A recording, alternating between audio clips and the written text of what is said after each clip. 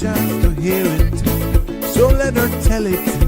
People on the streets say Sabrina speaks. Tune into the show, she will let you know. Tell all your friends and family.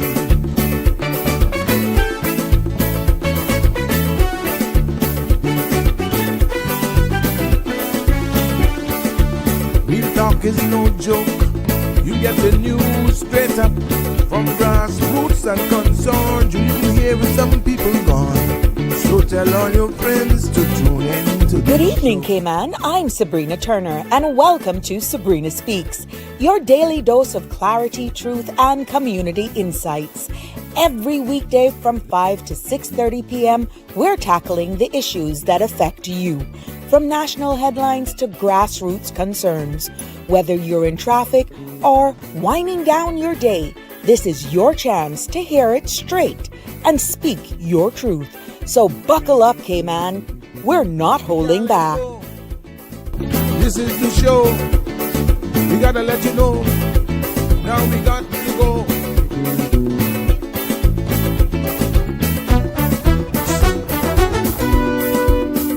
And now here's Sabrina.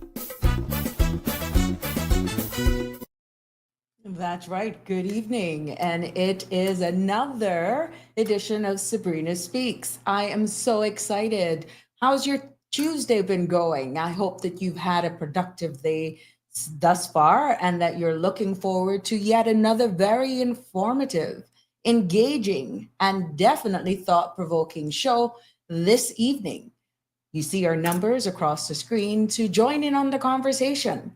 936-8255, or definitely your comments will be read and seen once you message us through our many Facebook and Instagram channels. It is indeed a pleasure to be back with you again this evening.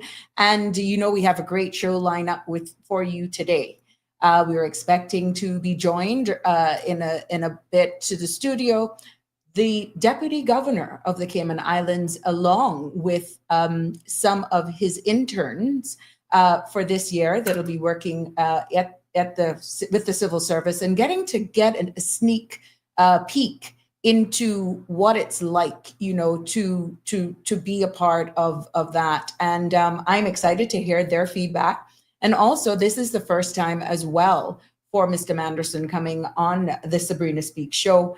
And I'm quite sure today being his first, along with his interns who are given this opportunity, it will not be his last as we continue to grow this family, grow this platform, and keep you informed. We intend to speak about the rollover policy update as it pertains to those working in the civil service. And I'm quite sure at the end of us engaging with those interns, we will share much more with any updates as well that Mr. Manderson would want to share with us this evening. But I'm excited, definitely for sure. And I'm waiting to see your feedback. And I know you are an engaging bunch. That's the good thing about all of this. You're very engaging. You want to know what's going on. And I know that the rollover in the civil service has been very topical. So for the mere fact of Mr. Manderson being able to give us an update here this evening as he show and implement the importance of giving young persons the opportunity to intern with the civil service and also get their feedback as well with you through this platform. I'm excited for what this show will yield today. You know, yesterday I shared with you that I would start off each day with message of hope and inspiration. And today is no different. I will just take 2 minutes of your time because you never know how this may resonate with someone, and definitely the impact that it will make on the lives of someone. Hi, Miss Joy. It's a pleasure to have you, and thank you for letting me know you're there. Again, you can feel free after our interview, of course, to participate in the conversation. The number is scrolling live on the screen, but I felt the need to share this with you today, as I said, taken from Make Every Day a Positive One. And knowing Mr. Manderson personally, I know he's never, ever not happy, fantastic, fabulous, wonderful. Those are some of the words that you use whenever you say hi to him or whenever he engages with you. But let's me take this nugget of hope and inspiration and hope that it resonates with someone today. Don't ever forget how special you really are. As you go through life, try to remember these gentle words of reassurance. I know there will be days when I may be less than some people prefer me to be, but most people are unaware that I am so much more than what they see. Be authentic, genuine, honest, sincere, flaws and all, assets galore. Don't pretend to be someone else. Just be you. One of a kind, remarkable, refreshing. What a blessing to have you here. That's you. As you journey along through life, remember these words every day. You were given the gift of being simply amazing, and no one can ever take that away. I hope that these words may touch someone today or many of you, because I will do my best to make every day a positive one right here on Sabrina Speaks. Yes, Miss Rose, welcome. It is a pleasure to have you here. And all of you who are joining in, please make sure you call your friends and tell them we got a good show in store here. Hey, Marshall, it's a pleasure to have you here as well, and always commenting. And you are going to be a part of the top 3 that commented today. So it is a pleasure to have you here. And I am definitely looking for an engaging show. You've seen that we put that up for you, and I'm excited for what this show is going to yield. I'm just giving the numbers some time to build up. And what I noticed yesterday with the conversations that ensued, it was amazing how I took you all back to memory lane, and what made that show that you engaged was so touching. And so many people called and messaged thereafter that it was really a good feeling, taking you back down memory lane. And it just shows how that just brings us together. And I was happy that I was able to show you a little glimpse of what my childhood was, and that could invoke some other fond memories of other Caymanians who were in tuned as well. Well, we are more than excited for what, again, this show will bring. And Mr. Franz Manderson himself will be here. And I'm waiting for him to join me in the studio. So let's see what we're going to do here. Hi, Inga. Oh, welcome. It is a pleasure. Thank you for commenting. It is so good to have you here. Inga is one of my school buddies again, and I am so pleased to have her join us. And as we build this show and we continue to build the family here on Sabrina Speaks. And yes, hi, Shaka Zulu. Welcome. I know you're in tune, and you're always full of good questions and suggestions. And I hope you realize that we take them seriously and we address them. So yeah, it is going to be an amazing show. You remember her, Marshall? Yeah.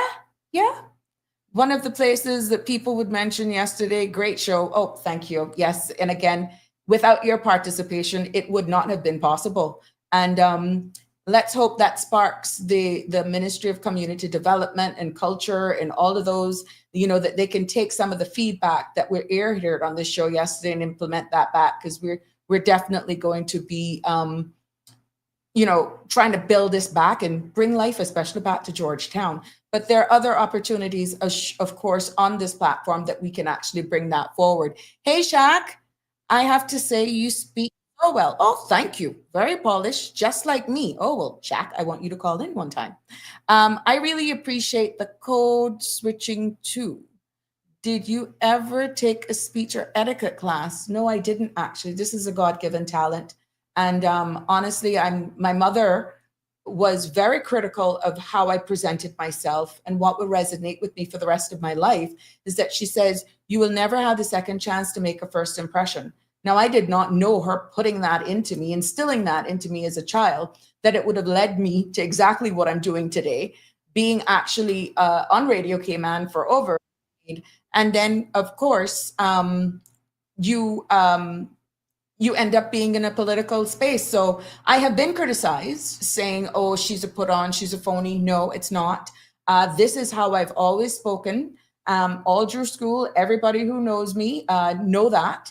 And of course, there's a time and place for everything. But no, I didn't. No Toastmasters, no etiquette, no nothing. This is exactly what was instilled in me from day one. But thank you for noticing, and I hope to engage with you more.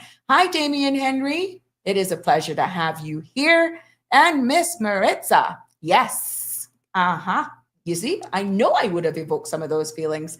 Yes. Marshall, she sure was. I like Miss K. Oh, yeah. Oh, Marshall, you would know. And my mom worked for planning many years. She was the personal secretary for Mr. Al Thompson's daddy. And after he retired, my mom was the personal secretary for Al T, as we know him now.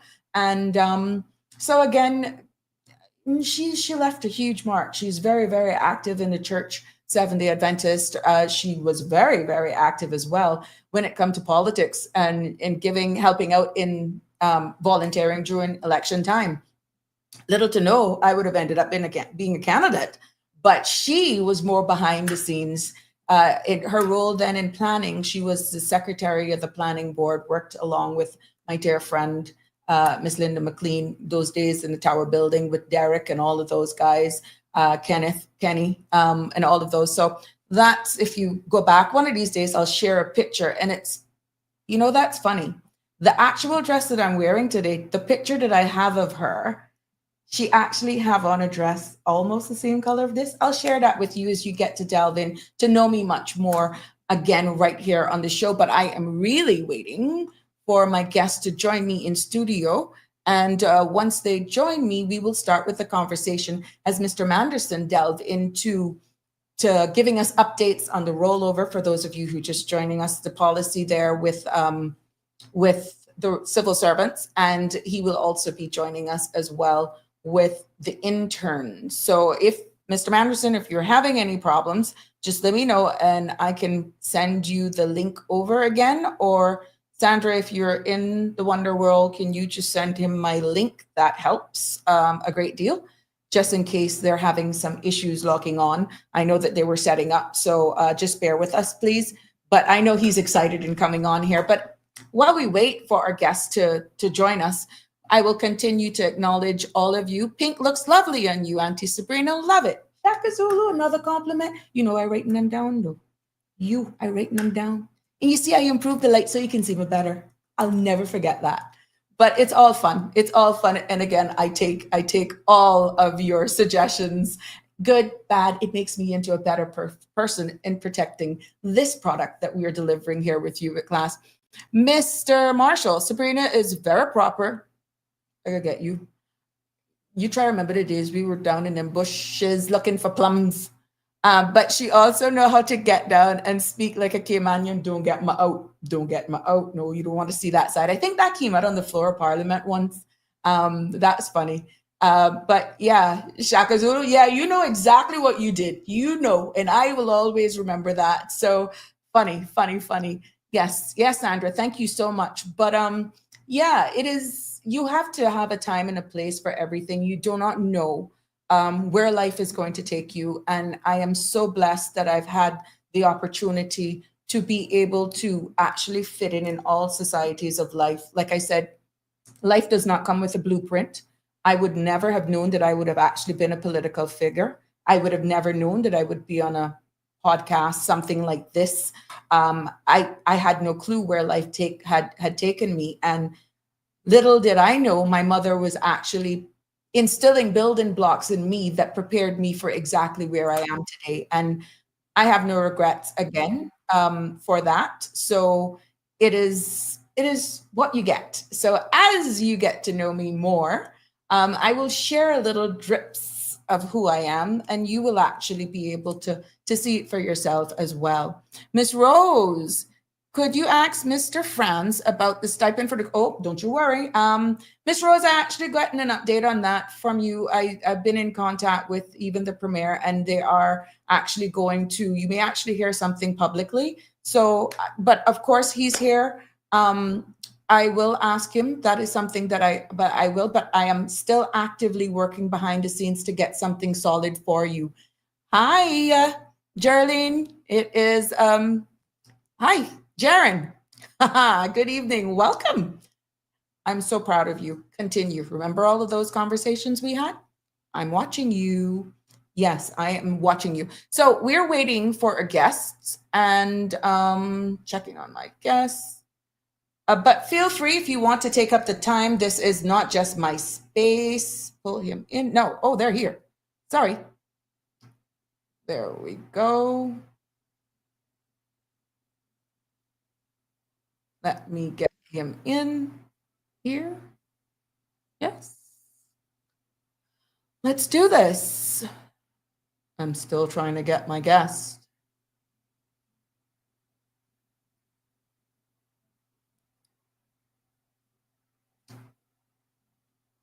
Sandra, can you pull him in for me? I got to, because I am not having any luck. I don't know if it's me.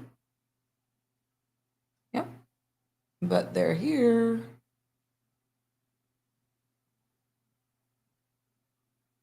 Yep. The power of technology. Hello, darling. Hi. I've taken the training wheels on so I can make you do it yourself. But it looks like he popped out for a quick second. He's back now. So just go to the green room on the right under people. Yeah. I said I'm not doing okay, it. I see 3 people now. Right. So now just click right over his name. DG. The little box that says DG. Yep. Yeah, I did.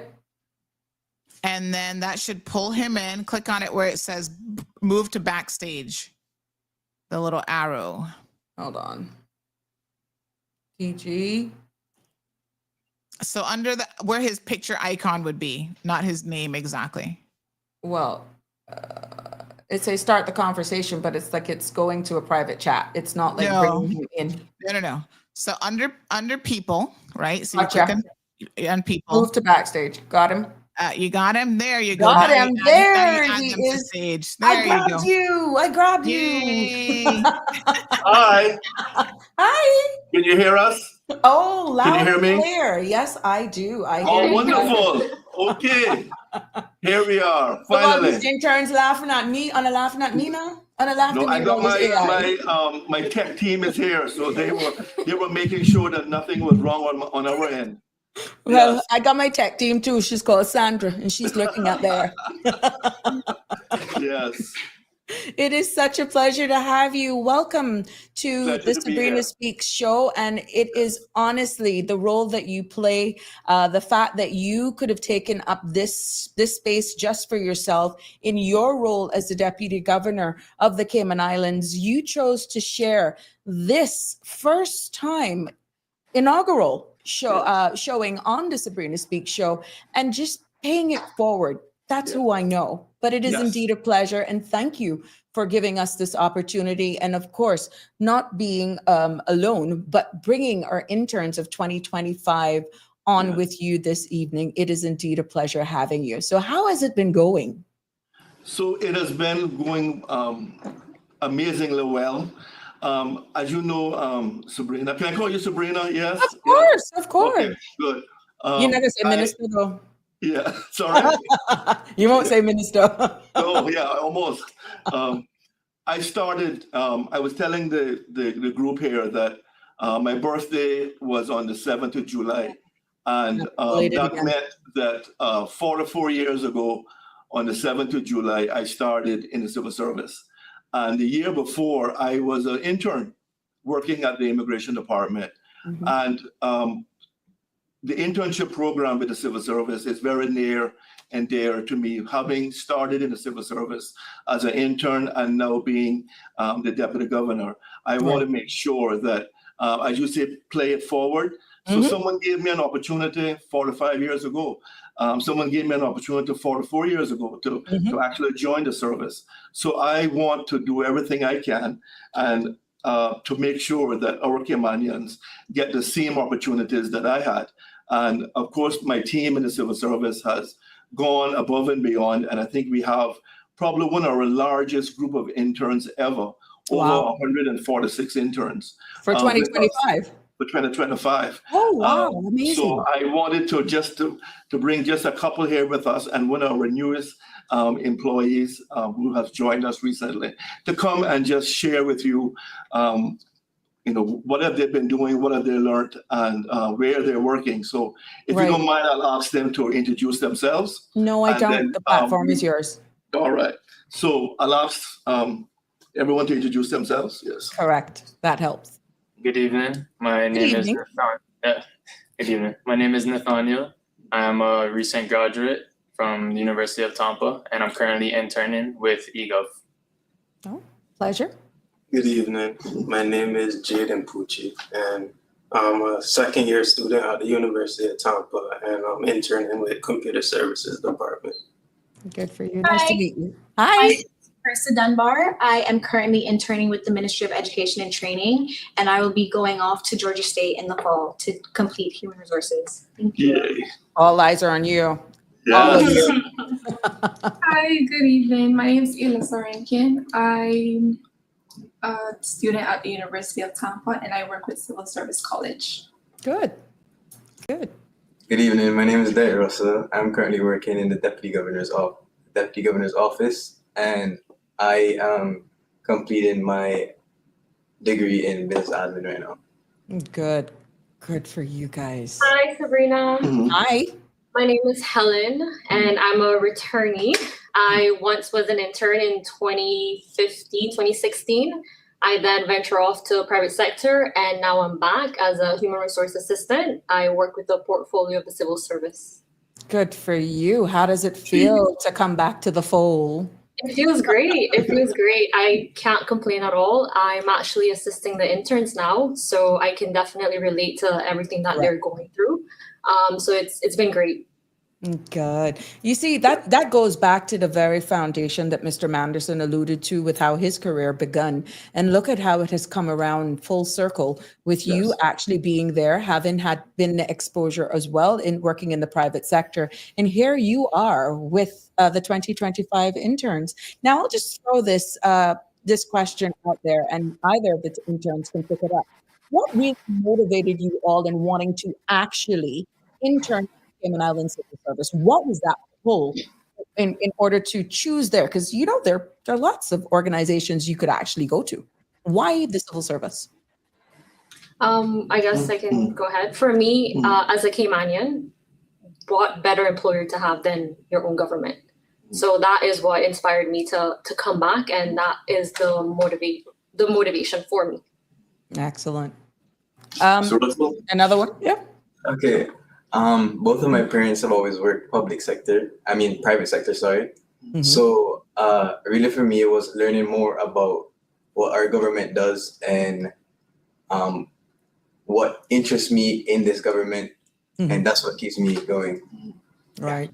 For me, it was like, as the other interns have said, and Helen, really just giving back to my community. I've always been the type, I've been raised as giving back, and that's all I've known. So to be able to say that I've helped our people and our citizens every day, that just drives me, and that continues to prove that I've chosen the right profession and I've chosen the right service. And for the opportunities given, but General, if you want to weigh in on it. All right, so for me, last year was my first time interning with Department of eGov, and I built a connection with them, and that's why I decided to return. Because I got hands-on experience, and I just want to continue growing with this department and giving back to my country. So this is the beginning of the entire How long does the whole internship go, or that depends on when you have to go back to school? Correct. It does. It depends on when you go back to school. It's normally during, I believe, the beginning of June to the ending of August. But it varies as to whenever the interns go back to university. Right. Yeah, I mean, we have some of the persons that are going to the UK, they go back a bit late. So on occasions, I have persons saying, Deputy Governor, this person is really great. They're working on a project. Can we extend the internship for a couple of weeks? And we always try to accommodate. But normally, as Ms. Helen said, normally it's from July to the end of August to giving our people opportunities. And sometimes we have to decide, do we want to give 100 people 2 months, or we want to give some people 1 month and then extend it so that other persons can join. So we mightn't have space for 146 people. Right. But if we can break it up into 1 month chunks, then a lot more people can get opportunities. Correct. So now, what is the process like, and like how early do these interns have to apply? Now, it's good having been previously been an intern, but as you rightly said, how much can you hold? And it's a competitive process. Yes. So we started the advert process, I think, back in March or April, and we put a advert on our website, summer internship program, and the response was overwhelming. We had over 400 persons apply. So we obviously can't take everyone, but we took as many as we could. And we've had a couple of private sector persons after we've been talking about this for a while saying, listen, I understand you have some internships. I'm looking for people in certain areas of expertise. So we've been able to partner with quite a few private sector companies and send some of the applications that we received to them. So it's really good, because in this day and age, every single Caymanian who wants an internship should get it. So we're going to do everything we can in the civil service to make that happen.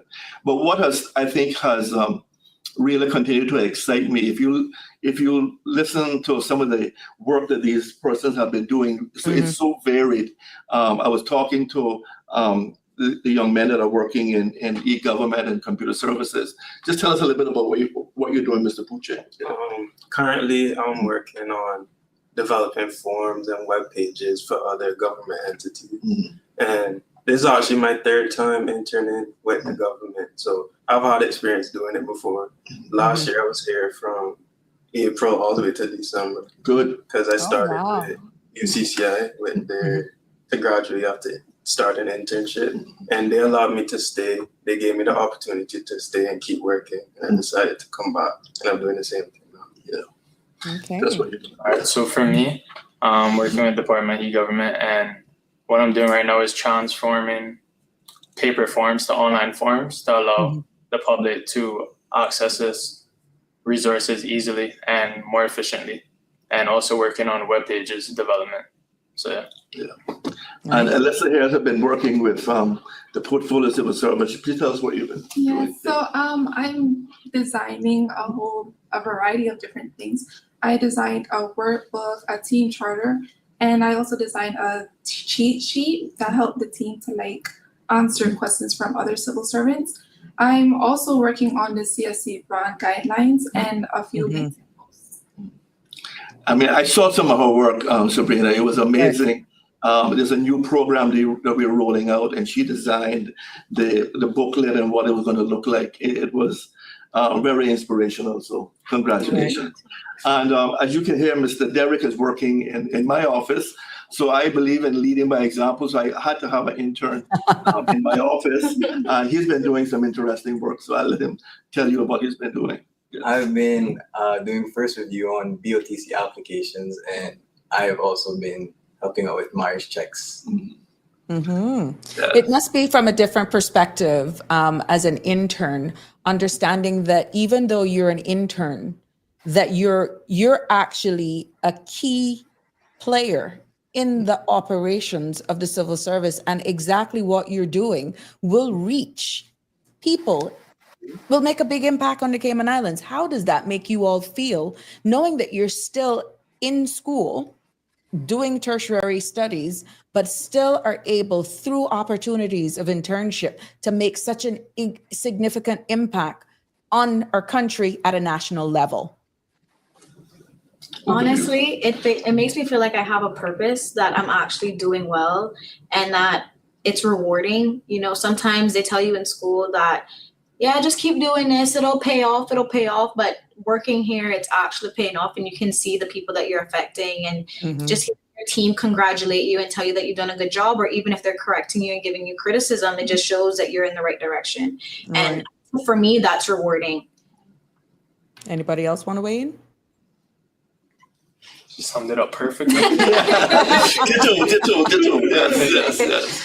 Yeah, I mean, the work that these interns are doing is going to be long lasting because creating forms, designing booklets, all these things are going to be with us forever. The work that Derek is doing in my office, making sure that our BOT applications are being dealt with as quickly as possible. All of those things are so important in the operations of the civil service.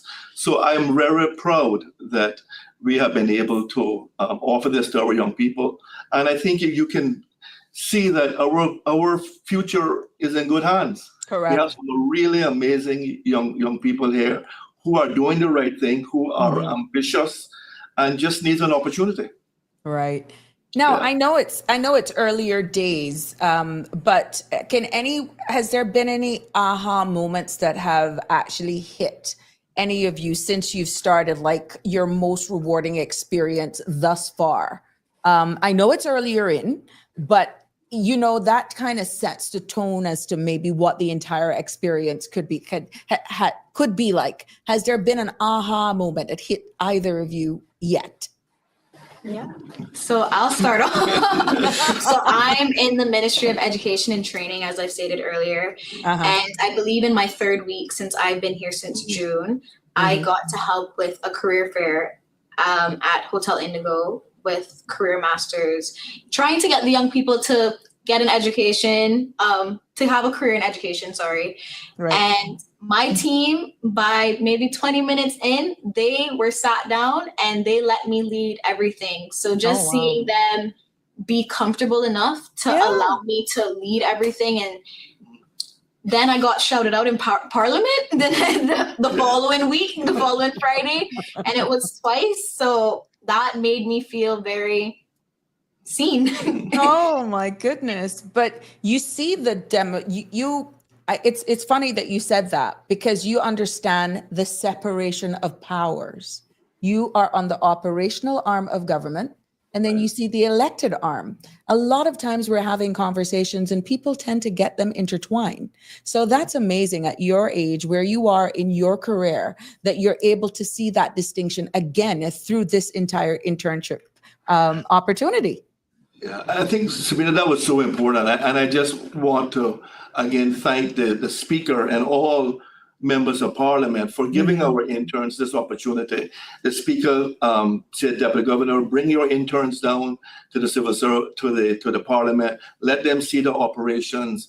And the governor was away at the time, so I was acting governor, and Ms. Gloria McField Nixon was the acting deputy governor. So she got to introduce the interns, but they got to see Parliament in action. So again, thank you, Mr. Speaker, all members of Parliament, for supporting our interns, giving them the amazing opportunity to witness Parliament in action, and as you said, the separation of powers, working for the executive, but then going down to the legislative branch and seeing how that operates. Exactly. And we've had great support from the government. From your days, Minister, you remember funding this program, giving us opportunities.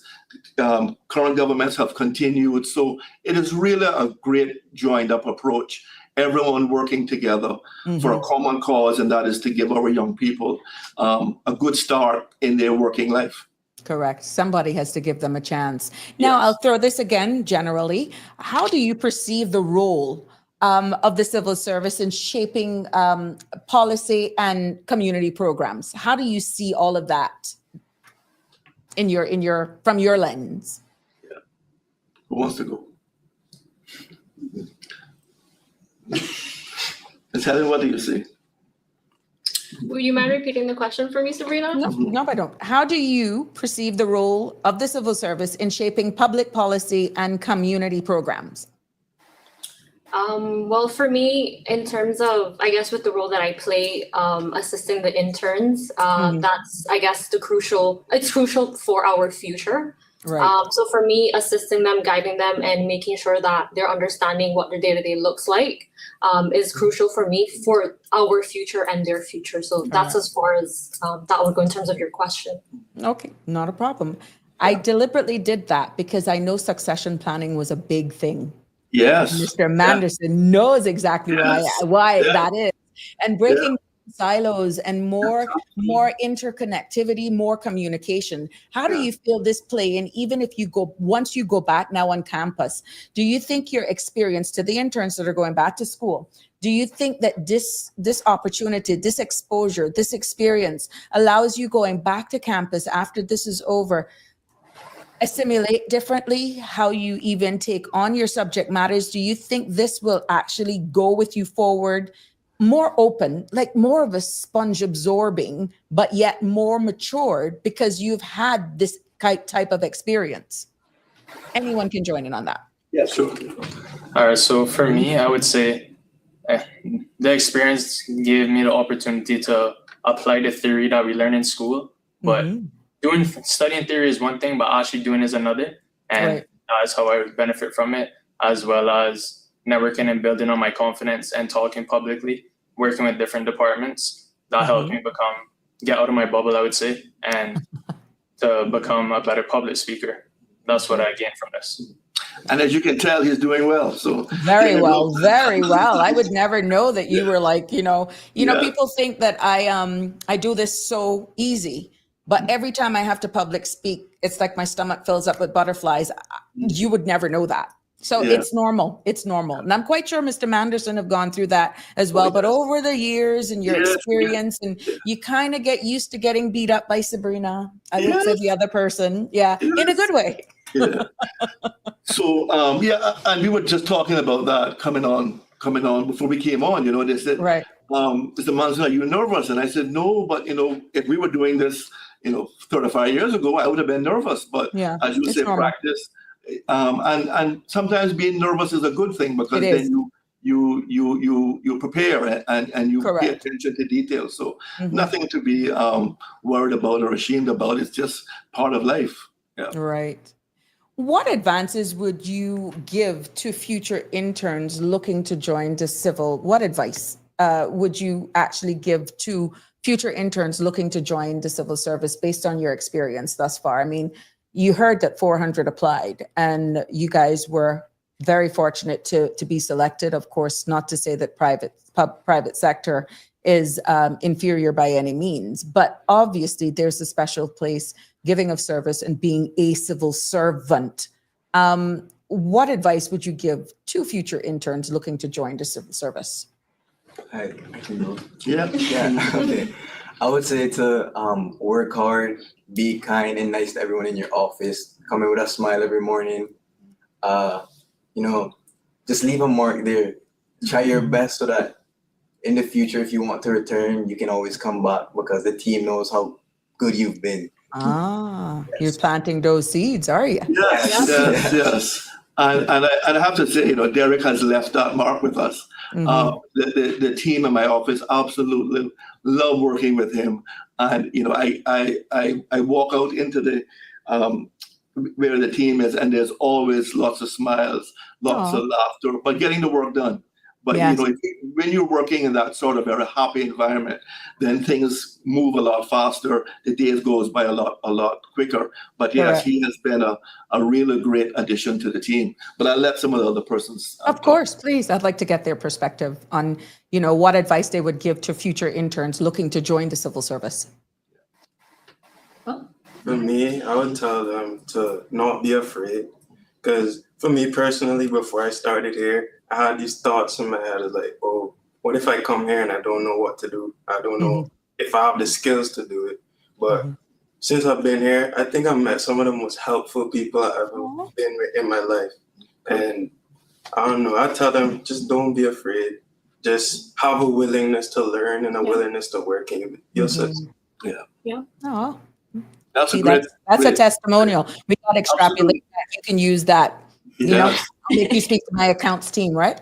Yeah, exactly. Anybody else would like to weigh in on that? Honestly, as the boys said, just make your mark. Honestly, being willing to learn, your coworkers will see that. They will make a note of that. I remember coming in and I'm like, I just want to learn. This is what I want to do for a living. And since I've said that, I have been bombarded with work. But I'm so grateful for all of it because it's showing me what I'll be able to do in the future and all the people that I will be able to help. Correct. And like Derek said, just walking in the door every morning with a smile, a good morning, and just being pleasant. Now those security guards, they see me every morning and they are smiling. Miss Marissa, yes, yes, I know that I get to know their names and know what they're doing just because these are the people that you work with, you know? Yeah. So it's very pleasant to see everyone that you work with have a smile on their face and just be happy to see you every day. Yeah. It makes a world of a difference how far I go, or you're good, that's my line. Yeah.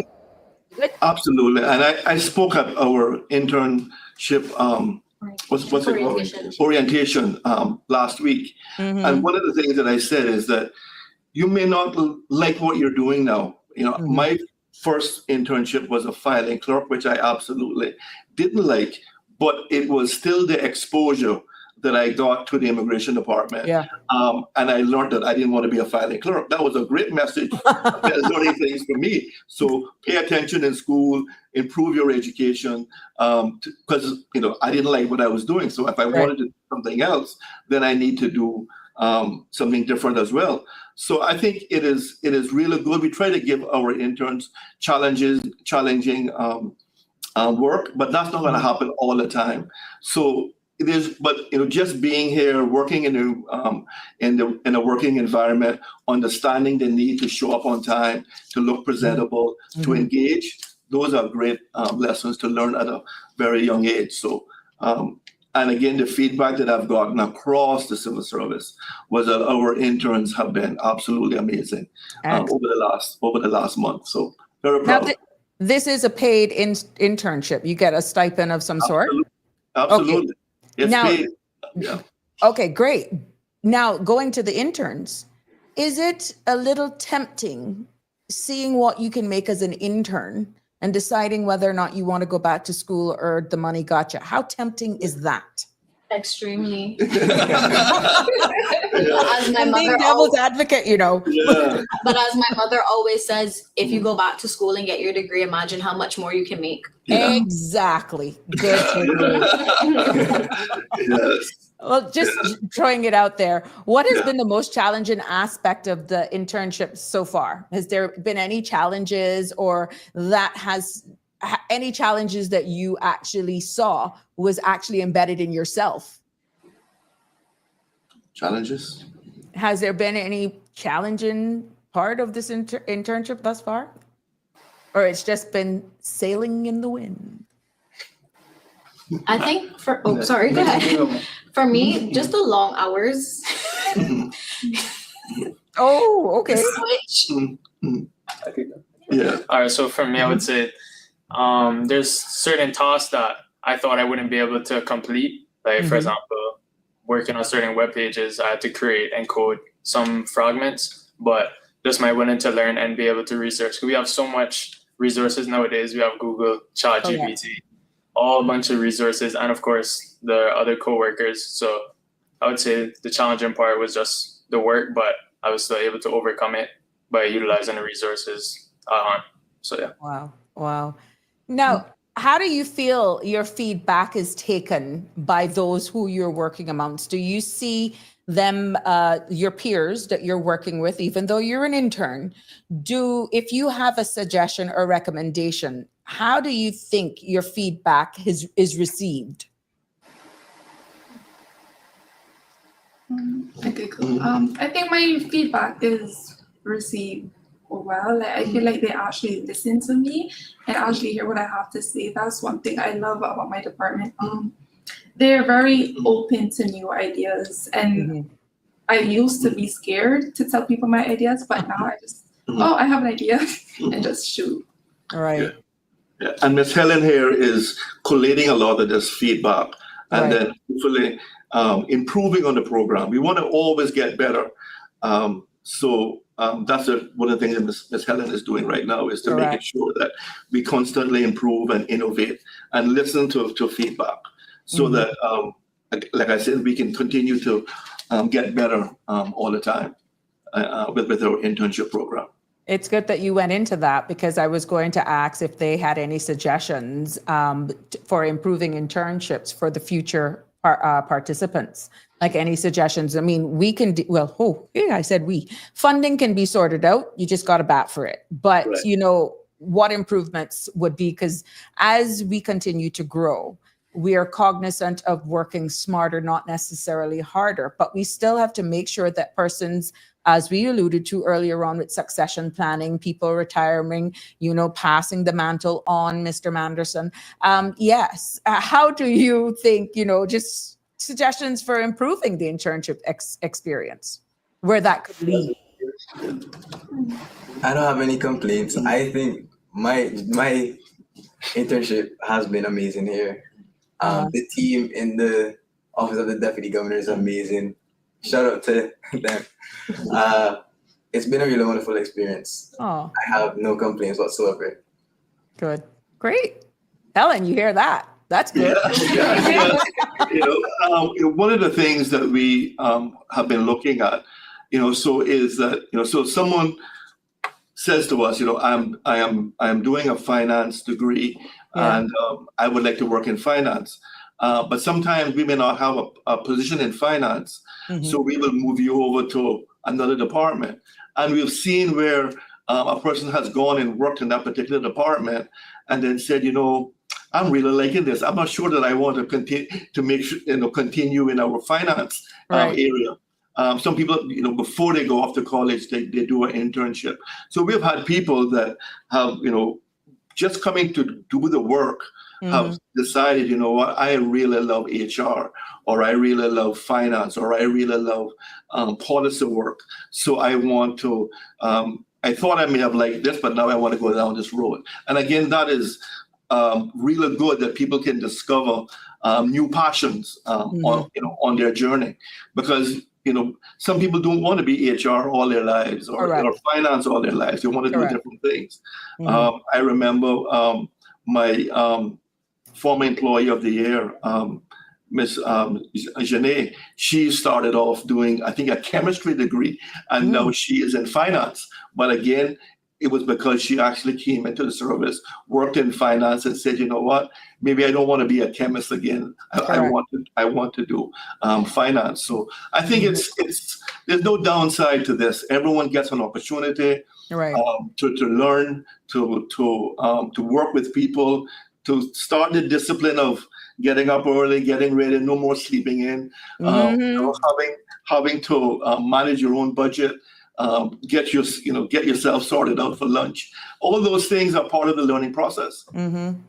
I'm quite sure that at some point in time with these interns coming home, that there will be time for play. But the mere fact that they have taken this opportunity on and just transition into as if it was the real world, as in going to work, which technically it is. It's that building block for when you become a full-time employee.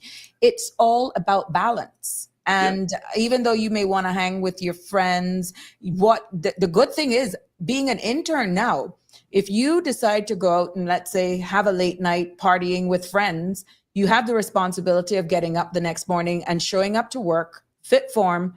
You will know what that feeling is like. So use this as a test course. You can't expect to party all night, go to work, and expect to perform. So it's again about a balance, taking responsibility. And again, thanks to you, Mr. Manderson, for giving these young men and women the opportunity to really get a feel of what it is to be a part of the civil service. Kudos to you. Very proud. Yeah, thank you. We're very, very proud. And again, like I said, the response across the civil service, and even the SIGCs have been overwhelming. I was with the Ministry of Youth and Sports.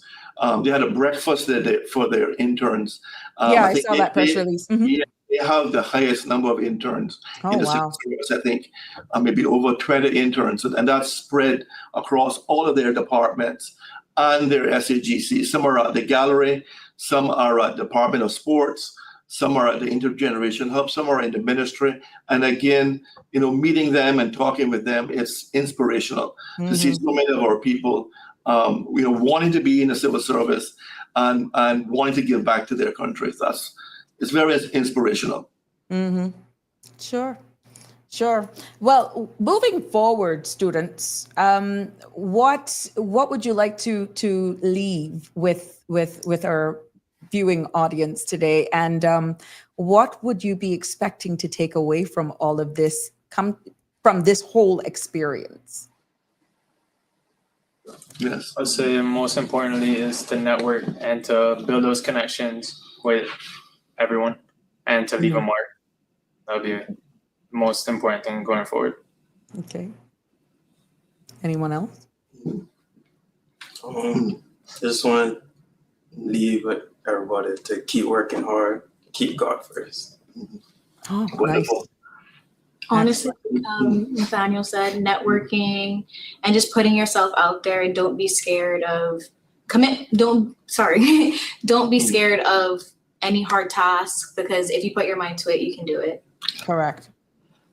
Yeah, I want to make connections, network. I want to leave here a better person than I was when I joined. I want to grow professionally as an individual. Mm-hmm. A little bit there. Right. Same as they all said, networking and getting over the fear of public speaking, and just in general, like, don't be afraid. If you have any ideas, you can speak to people in your office, you can speak to your managers, supervisors. So yeah. Mr. Manderson always had a famous line, there's no I in team. And the mere fact that you were a little nervous in coming on board, pretty much having all of these preconceived notions about your performance, not realizing how helpful your co-workers would be. Again, it just shows there is no I in team.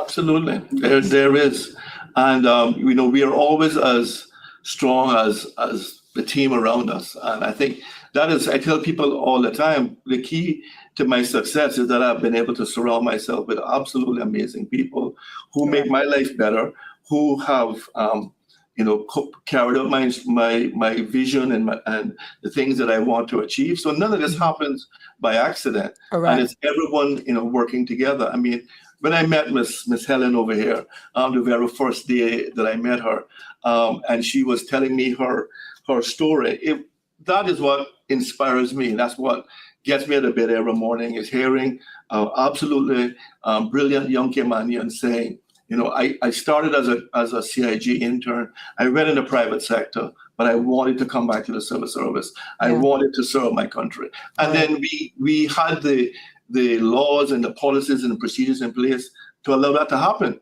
right? I mean, someone then did an interview, she blew them away, she got the job.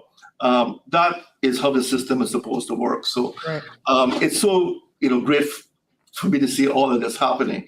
And again, thank you and your team, Ms. Sandra and everyone else, for giving our interns this opportunity, because they, some of this, I guess, it may be their first opportunity at public speaking. There's a lot of people that listen to your show. So again, it's all part of it. It takes a village to raise a child. Yeah. Here it is in action.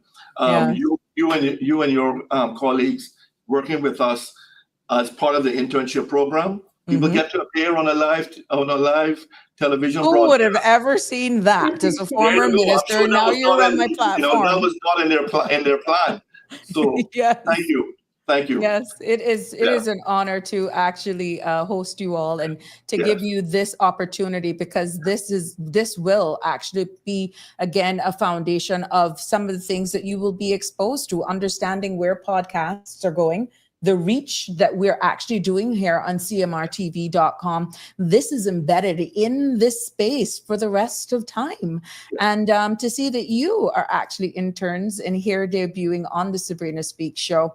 Again, this is something that you can always go back to, perfect it for those of you who are wanting to do better in public speaking. And I am so happy, because many of you could have gotten a bellyache and said, oh, Mr. Manderson, I gotta go. But the mere fact that you actually stayed to actually be featured here today, to allow yourself to be put out there to the world, congratulations. That's the right step, and a great step in the right directions. So congratulations to all of you. Thank you. Thank you. And I don't know how much longer you had, Ms. Sabrina, but you wanted to talk about some other things. Yes, by all means, an update. I wasn't sure whether or not they were going to stay, but again, so they have decided to stay and see us in action. So so if you don't mind. No, I don't. Yeah. So how long do we have? Sorry. How long do we have? Well, some people pushing for me to go to 7 because so just today, only because it's you and it's my way of doing to the interns, wink, wink. Yes, I'll see if Miss Sandra can approve me to go until 7 just because of you guys. Okay. And I felt it was only appropriate to showcase all the great work the interns are doing. Okay, so I told him. So pretty much you got like 45 minutes to an hour. Sure. Yeah. Okay, great. So you wanted, I think you wanted an update on term limits. Correct.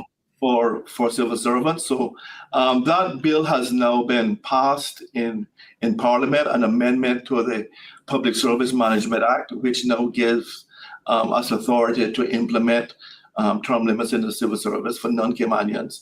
So the work now behind the scenes to get the regulations drafted is almost finalized. So just to recap, the plan is to implement term limits for civil servants effective on the 1st of January 2026. That means that everyone in the civil service will have a term limit depending on what the term limit is in the private sector. So if it's 7 years or 9 years, then they will have that period of time in which to decide what they would like to do. Do they want to become apply for permanent residence, or are they going to leave? Our statistics show that about a non-Caymanian civil servant works on the average about 5 years. So not everyone that becomes a civil servant that is a non-Caymanian actually wants to stay here for the rest of their life. Many of them are in specialist positions, and they get scooped up and get jobs elsewhere. So about 5.6, 5.7 years is the average time. So that is something for us to be aware of. I think everyone, sometimes there were people out there saying, but does that mean that all 1,400 non-Caymanians civil servants are going to stay here for 9 years? No. Many of them will just leave on their own. Some of their jobs will be well advertised, maybe taken by Caymanians. So, but the majority of our non-Caymanians are in 4 departments: in the Royal Cayman Islands Police, in teaching, in children and family services, and in the prison. And historically, we have not been able to recruit large numbers of Caymanians to those agencies. And when I say children and family services, I mean in our care homes, looking after our elderly. We're not going to find 500 teachers overnight. So there will always be some jobs in the civil service that will be held by foreign nationals. Some of our very specialist roles that we have until we can train up Caymanians, which takes a long time. If you look at the amazing success that we had with our first Caymanian helicopter pilot, police helicopter pilot, Mr. Darren, he took about 12 years to become a helicopter pilot, because he's not just become a helicopter pilot. It is a police helicopter pilot, which means the skills that he needs are even greater than your average pilot. He could be chasing cars down the road or chasing boats out to sea. It's specialist. So the number of hours that he has had to get under his belt, it takes a long time to build up. So it will take time for us to Caymanize as many posts as we can, but that is our goal. Also, I saw, or the team, I should say, our team saw that that the rollover policy that's in this private sector hasn't really worked in creating more jobs for Caymanians. We're still talking about that. We're still talking about a glass ceiling for Caymanians. And that's because, and I keep saying this, Work permit holders don't take jobs from Caymanians. Employers make a decision to give away jobs to non-Caymanians. So if, just because someone's getting rolled over in the private sector doesn't mean that that's automatically going to translate to a Caymanian getting a job if an employer has decided, I'm not going to employ a Caymanian. So I wanted to try to put in an enhanced term limit policy in the civil service. So number one is we are going to put in a longer break, not just 1 year, but 2 years. I keep hearing that employers just send away someone for a year, have them work overseas, and then come back. So we think that we can strengthen that by putting in a 2-year break.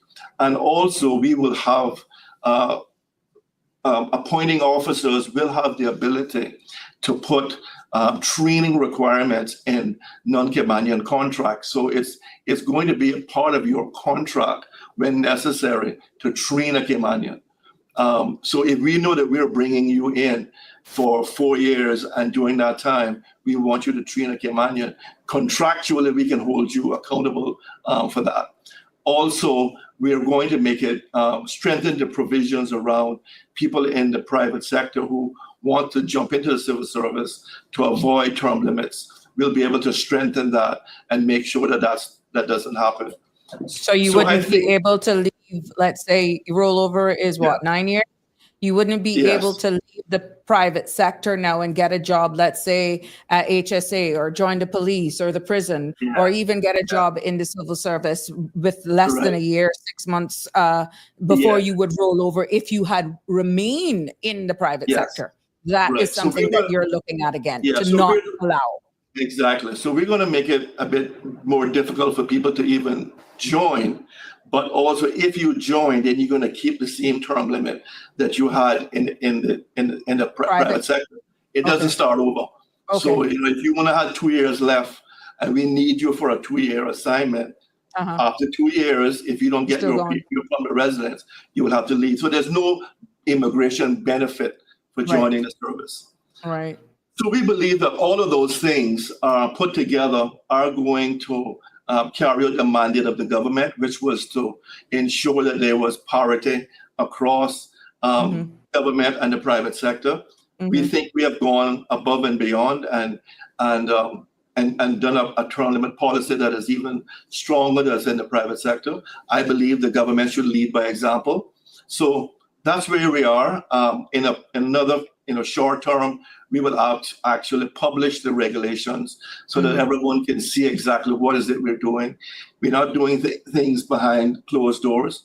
Also, we've just to say that we have to understand that the civil service does carry out jobs that are part of our national security, that we provide services that no one else provides in the country. So there will be some exemptions that will be done for people up to 2 years. Again, we're shining a light on that. So any exemptions that is done by myself or the governor will be published. Cabinet has the authority to exempt certain groups of people.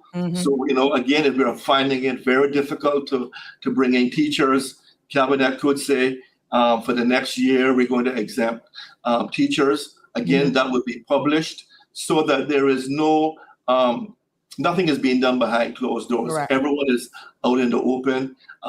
We have to be transparent. So that's the plan. Now, some of the fairs, when this was first in discussion, that there would be this so-called mass exodus, especially in our critical areas, as you rightfully stated, in the uniform services, let's say, even in the health service, even though they're a statutory authority. Do you see that is actually anything that's bearing fruit or coming to fruition, even though we're having this level of talks right now?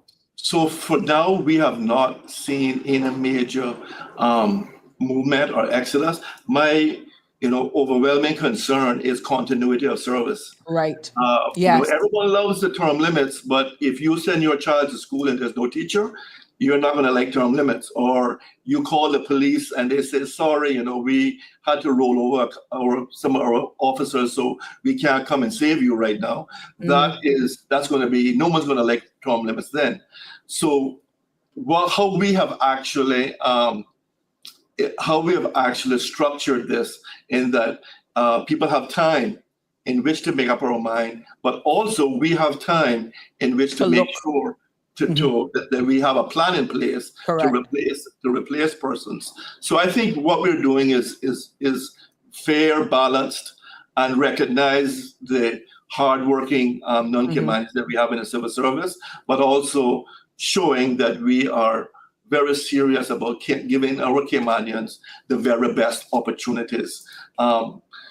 These people here, these wonderful recruits, show us and tell us that they should have a job when they come back. Yeah. When they've come back from university, they should have a job, whether it is in government or in the private sector. And again, the government has signaled very clear to us that they would like us to develop a program that does just that, makes it very easy for our Caymanian students, university students, to come back into jobs. So Ministry of Education, Ministry of Immigration, Portfolio of the Civil Service, all working together now to make sure that our young Caymanians coming back from school has a job. Right. Now, I know you mentioned earlier on in a response that baked into possible future contracts that it would be a requirement of the post holder, the contracted worker, to train Caymanians. Right. Do you feel that there would be any ill intent in saying, well, look, you obviously don't have anybody to fill that position. Why should I be mandated pretty much? Well, of course, it's terms and conditions of the agreement. But do you think that could maybe backfire on us? Yeah. Understanding that we have a national responsibility. I'm being devil's advocate. I'm asking the right question. Oh, it's a really good question. So obviously, we will not do this for every single contract. So it wouldn't make sense for us to do this for our teachers, because they're not going to find 500 Caymanians to train. But, give an example. So we have had great success in our CIP. We brought in a non-Caymanian commissioner of police. We told him, we want you to develop a Caymanian for the role. That was done. Recently, our Auditor General, she came in. She worked for, I think, 6-7 years. She trained up a Caymanian to take her role. We've seen the same thing at the prison. We've seen it at 911. We've seen it in Department of Comms. So there was great success, but it has to be made clear to people up front that we're recruiting you. We only need you for 3 years because we expect that you're going to train a Caymanian for the role. Here's the Caymanian that we have identified, or here are the 2 Caymanians or 3 Caymanians that we have identified. We want you to train them, and it's actually part of your contract. So I think once it is made, once there's good communication around it, open and transparent, I think we'll be fine. Now, stats has it that somewhere in 2025, there was approximately in core government, please correct me if I'm wrong, 4,800 civil servants, of which approximately 1,400 were Caymanians. What would you, non-Caymanians, what would you say to that? Do you think it would ever be an opportunity or a chance where that number of non-Caymanians would even be smaller? Or the overall employment head of the civil service get smaller? Because we have implemented practices that you don't necessarily need an individual to fill a spot. Right. So in addition to all the things that I mentioned earlier about the term limits, one of the things that we're doing, which I know you have been an advocate for, is reserving some jobs for Caymanians. Yes. So we are going to pass a regulation that says these certain jobs can only be held by Caymanians. So I expect us to get to a stage where So the easy ones are CBC and WRC and fire and our receptionists and our executive officers and all those posts. But then after a while, we need to be moving up the ladder. So we should be saying all our HR teams are Caymanian, all of our finance teams are Caymanian, and we just keep moving up until we are able to have, again, the vast majority of our people are in the civil service are Caymanians. Again, it will be difficult. It will take time. Right. Think of, like I said, 500 teachers. It's going to take us a long time to Caymanize that. The good news is more and more Caymanians are applying to join the RCIP. I think on a recent recruitment drive, almost 400 Caymanians applied to join the RCIP, and they have about 20 positions. So again, we're seeing our young people, men and women, wanting to join the RCIP. Of course, the police like to have young recruits, but they also need experience as well. Right. So, there will be a balance between getting some young Caymanians in, but also bringing in some persons to make sure they train them. So I think the stats show that for the first time in a while that our numbers sort of went down. The number of Caymanians in the civil service, which has always been 72%, dropped down to about 69%. Right. And that was because we needed to employ a lot of specialists over the last couple of years. Specialists in education, specialists in financial services. There's not a lot of Caymanian reading specialists or a lot of Caymanian math teachers that are unemployed or want to change jobs. So when we go for specialist positions, a lot of those persons are going to be non-Caymanians. But again, let's train up our people and make sure that they have that opportunity to become a specialist. Correct. Now, just looking forward at any challenges do you see? Because I know you're a visionary and you consider this is your heart and soul, your role. You have taken that on with everything. Looking back and looking forward for the future, what do you feel has been the biggest successes you have made in your career here as deputy governor to create succession planning and career pathway opportunities? So for those who may be feeling that the glass ceiling has been created for them, that is actually being demystified. Yeah, so good. No, that's a good question. So the successes have been, I think, many. When I took over the civil service, I have my own sort of internal success factors. So how do I know that I'm doing my job? So one of those is how many times this phone rings that someone else should have solved the problem, right? And it hasn't rang since we've been here. Let's put it that way. Oh, thank God. No, they're watching. They're building the numbers. So, but the good news is that trust me, if we had been doing this show 10 years ago, my phone would have rang a few times. So I know that we have addressed a lot of the customer service issues that were plaguing some of our customers. DVDL is a good one. People were messaging me, Mr. Manderson, I just spent half of my day licensing my car. I am just very frustrated. I'm not getting good customer service. Right. Today, you can license your car without ever going to DVDL. Correct. And you can do it online. Yep. You can sit on the beach and license your car. I used the online service. It took me 9 minutes to license my car. So that's going from wasting a half a day sitting, standing in a line at DVDL to sit on the beach and license your car. So we have looked at what the problems were and put a lot of emphasis on customer service. So I said recently that we wanted to hear from the customers. So are we actually providing that good customer service? And you would have seen that we have our Happy or Not terminals all across the civil service. We started out in late 2017, and we are now at 1.5 million responses with a Happy rating of 93%. So that is telling me that the vast majority of our customers are doing everything are satisfied with our service. Mm-hmm. Again, that is exactly what I would like to see. But I also then focused on the staff. So what are the staff saying? Morale. Mm-hmm. Yeah, how is morale? Are people feeling engaged? Are they proud to be a civil servant?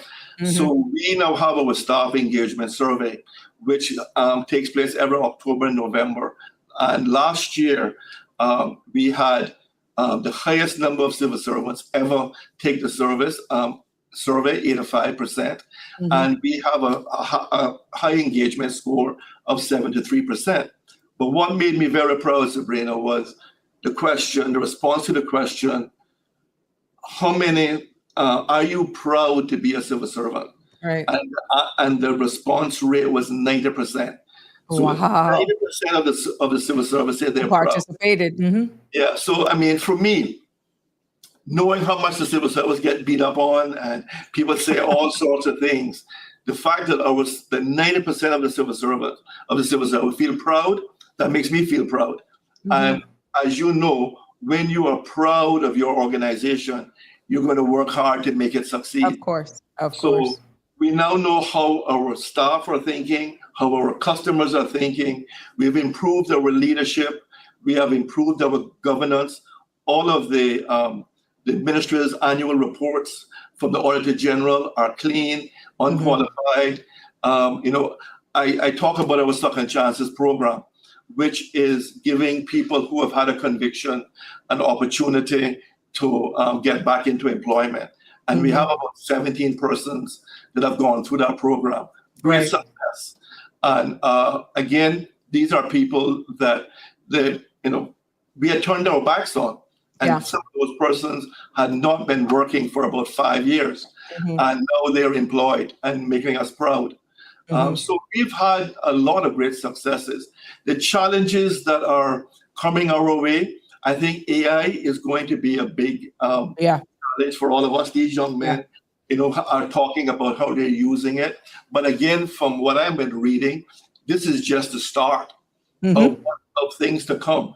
So to make sure that the civil service is up to speed with AI, that we're using it to the very best of our ability to make it easier for our customers, to innovate, to provide the services that our customers want in the way in which they want it.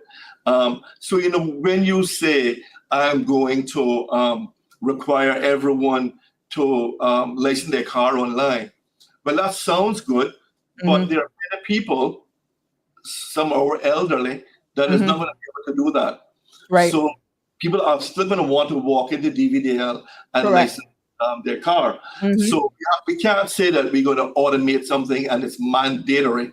We always have to be aware that there are certain sectors of our society that loves picking up the phone and calling, that loves to walk into a building and get services.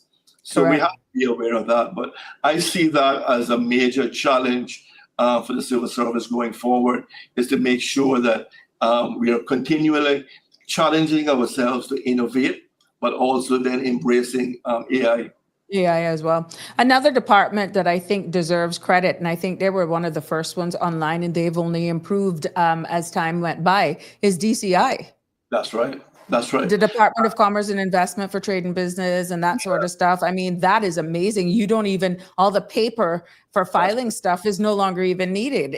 You scan it. And so I must say that in some departments more than others, you are integrating and you can see the positive improvements in customer service, as you stated, in the level of interaction that is now being done online. But it's also good that you've acknowledged the fact that there are just some persons that still prefer to come in and deal with certain services over the counter, which is something that should always remain. Absolutely. And something that should always be accommodated, because you never can tell. We got that little blip and you still have to go back to just one-on-one interaction. So that's quite interesting that we have to be prepared as a civil service with the integration of AI, but not making human interaction obsolete. How have you been able to juggle that, even as it pertains to working remotely?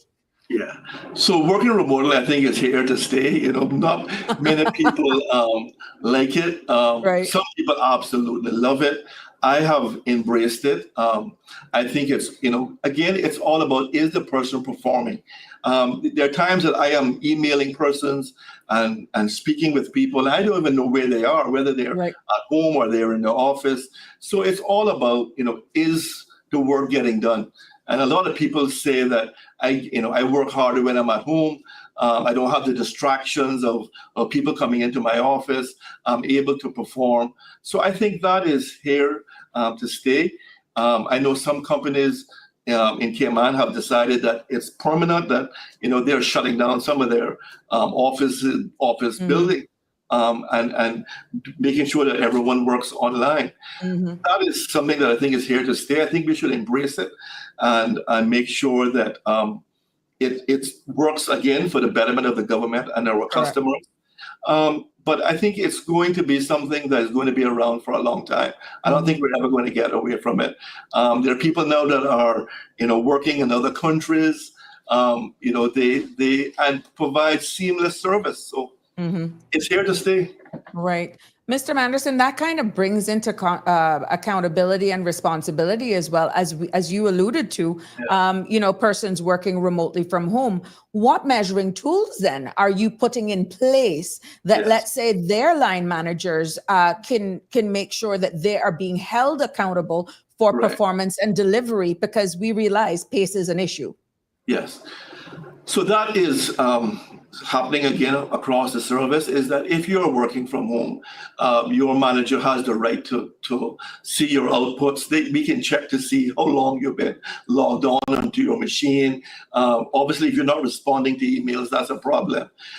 So as you know, we launched our strategic plan many years ago, and we updated it just last year. And one of the pillars that was there. So we have, exemplary customer service. We have leadership. We have talent development. We have good governance. We have communication. But what was missing was accountability.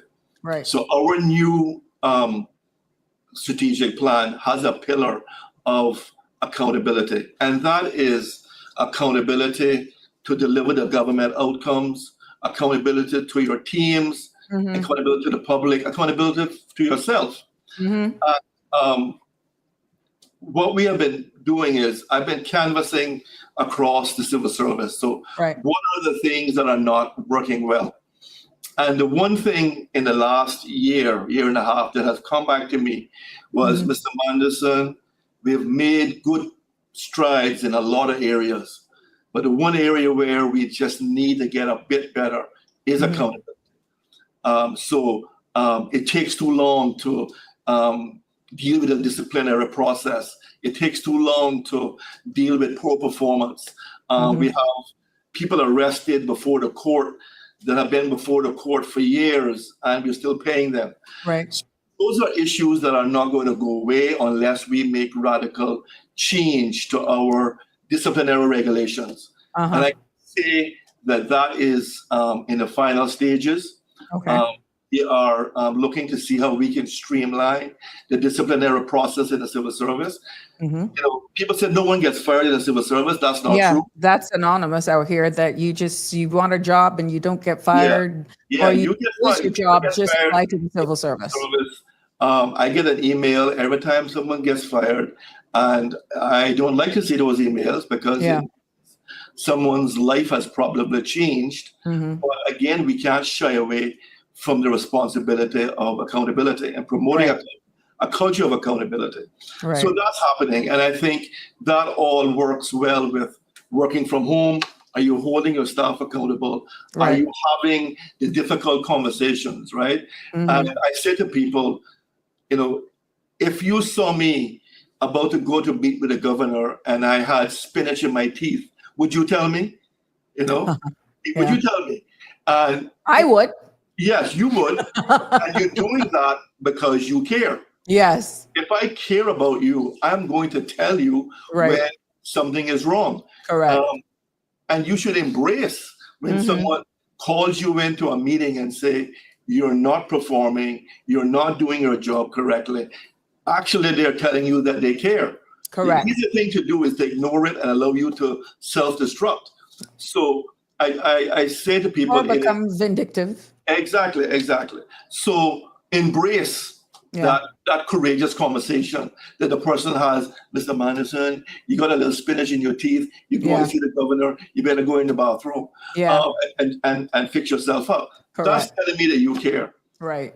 I can do two things. I can either go and clean myself up, or I can just go in and don't care what the governor thinks. Correct. So it's those kind of conversations.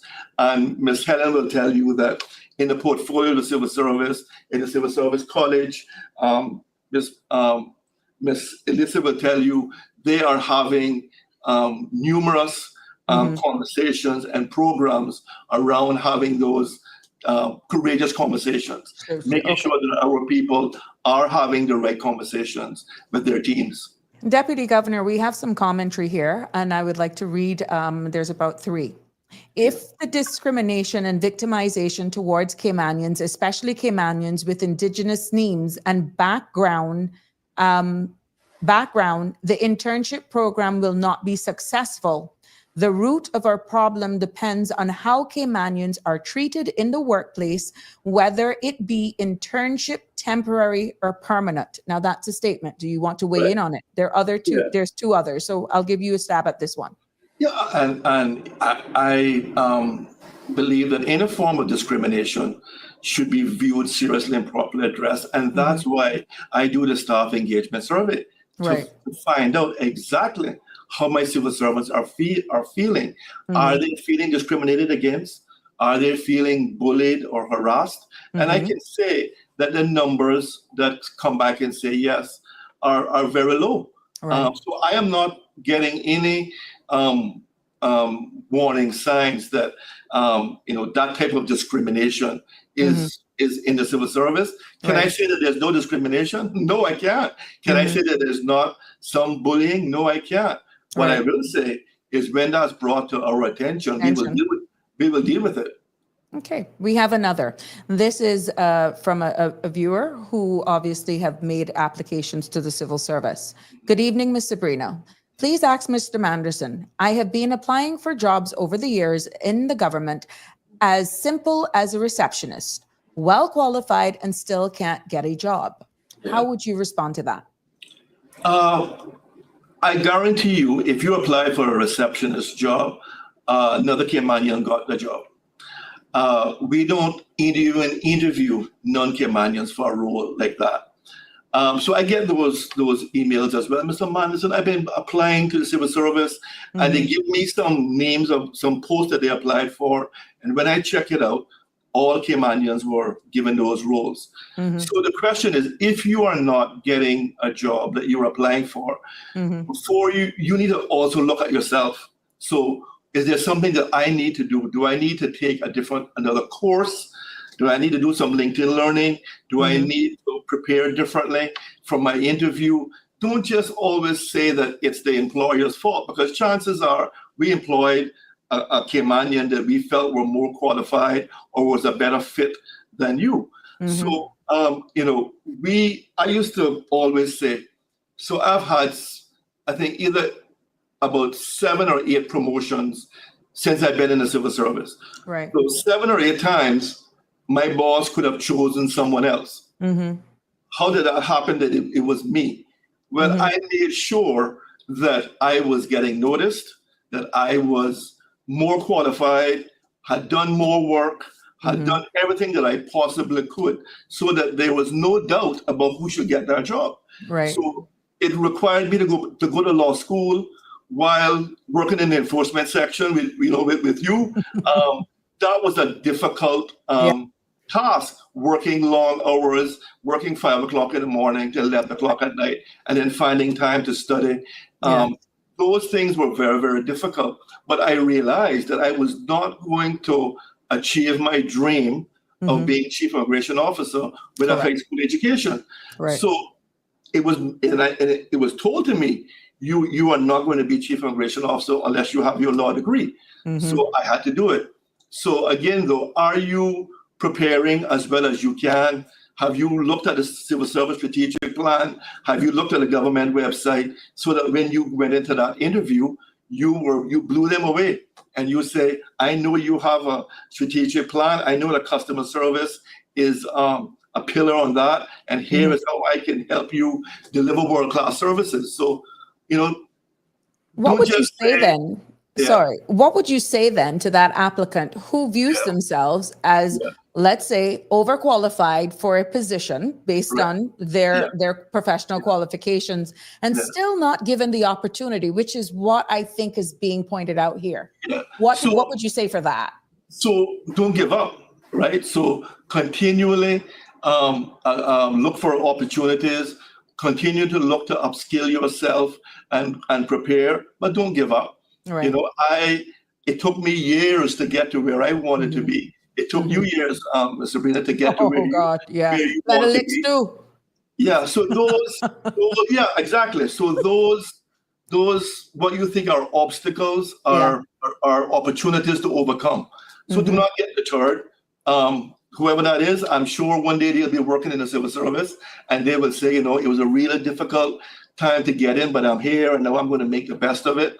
So I think communication is the key. At least give some to the HR managers that may be listening, that it is critical for some feedback to be given to at least state you're not successful, or sometimes it would be good to also communicate where or why. When you get a refusal letter, they state why. It may make a world of a difference in human resources moving forward, to be honest. Yeah, absolutely. So that's one of the things that I still have on my sort of list that is not happening at the speed in which I would like it. So when we advertise a job, we can get sometimes 500 applications for one job.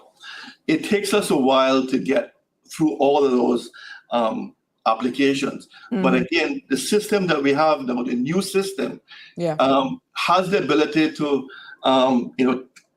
first of all, tell people that your application has been received. We will let you know if you've been shortlisted. And then if you haven't been shortlisted, to be told, sorry, you haven't been shortlisted. So again, there's no doubt I can put my hand up and say, we have to get better at that. Okay. Yeah. Well, we'll definitely keep it pinned to the taskbar at the bottom to make sure we follow up on you. Another statement by one of our viewers in regards to working from home. Some persons work from home and state that they have limited access to emails. That don't make any sense. Some people take advantage of this working from home thing. Again. Yes. Yeah. And if you're taking advantage, then that privilege or that opportunity should be taken away. But you certainly should have access to emails. I mean, that is a given. I'm disappointed to hear that, because I would imagine that everybody in this day and age now have access to emails, whether it's on your phone or whether you're on your computer, they access your emails. So I'll have to have a look at that.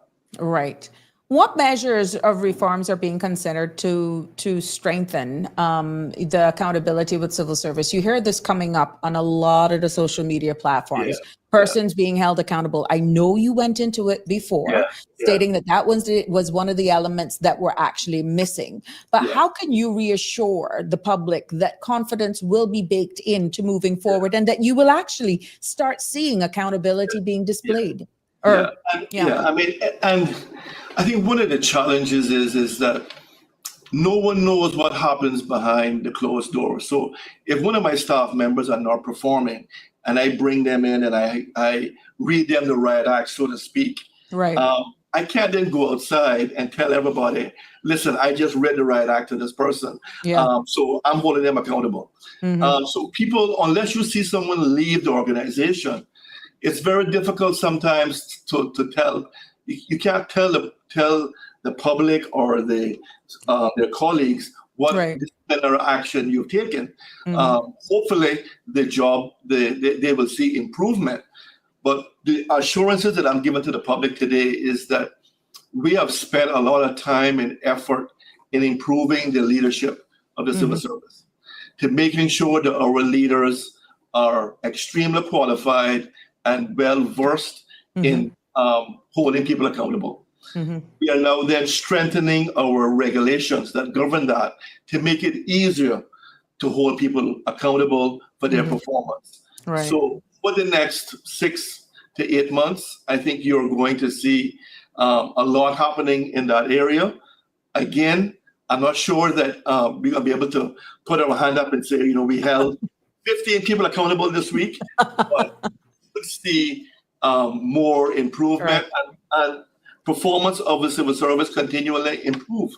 Right. Because I am aware that in an organization this size, 4,832, there are some people that do not want to get on the bus. Correct.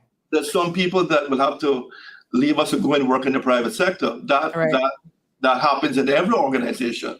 Yeah. But again, my commitment is to ensure that the people of the Cayman Islands can be proud of their civil service and they're getting value for money. Right.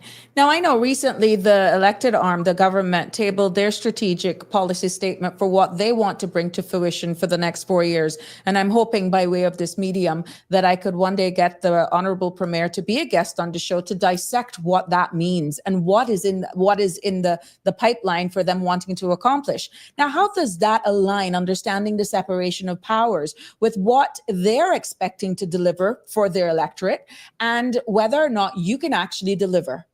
Yeah, so there has to be a very strong alignment.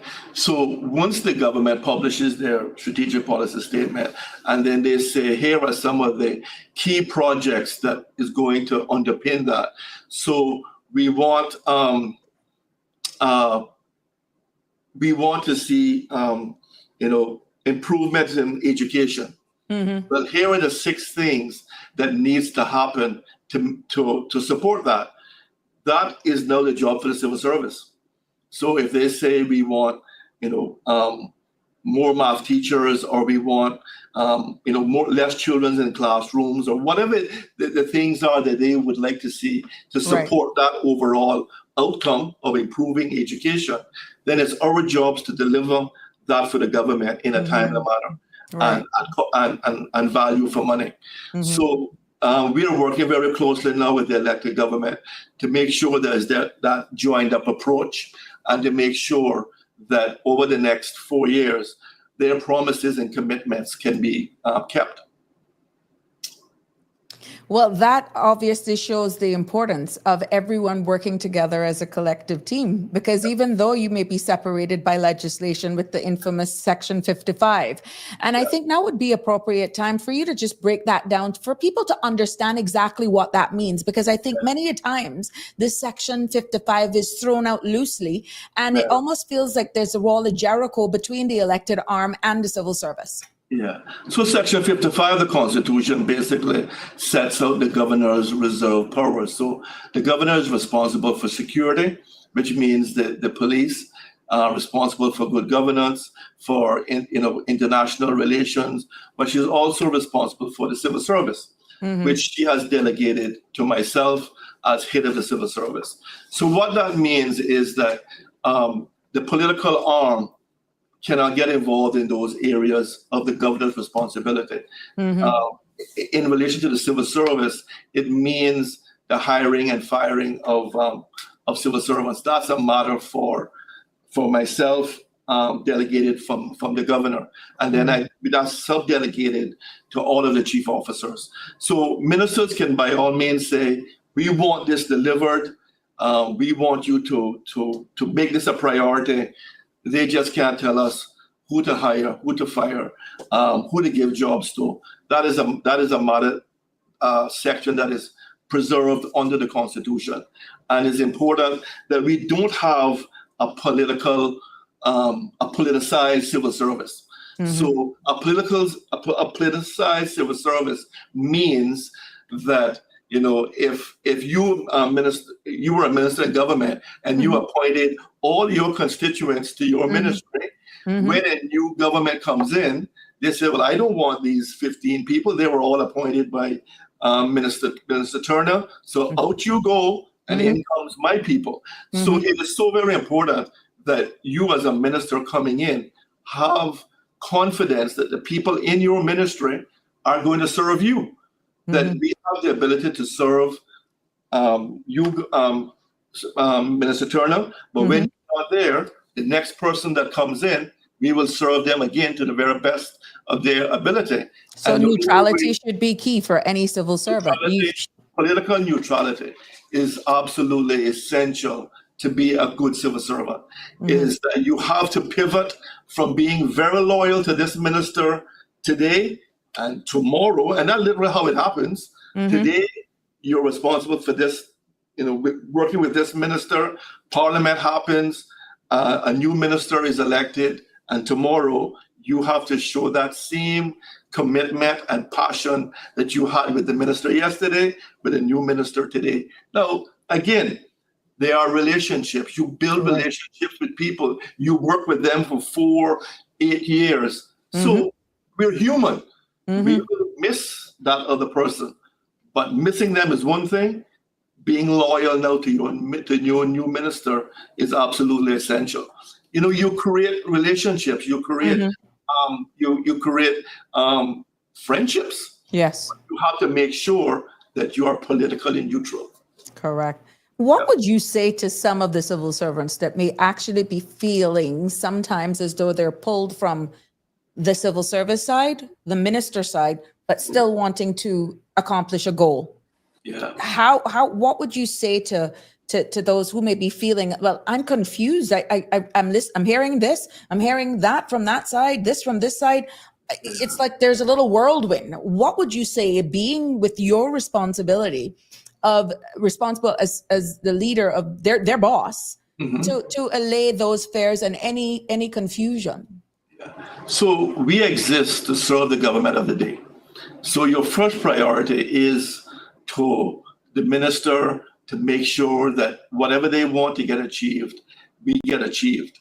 Now, again, you're going to have your other responsibilities, your good governance, your applying all the rules and regulations and all the things that you're supposed to do. Right. So you're going to have the minister's priorities, but then you're going to have the other types of, like I said, rules and regulations that you need to comply with. So if your minister says, I would like you to go and build, a church in the middle of the road, you're going to say, well, minister, I don't think that's a really good idea. And minister said, but I want the church in the middle of the road.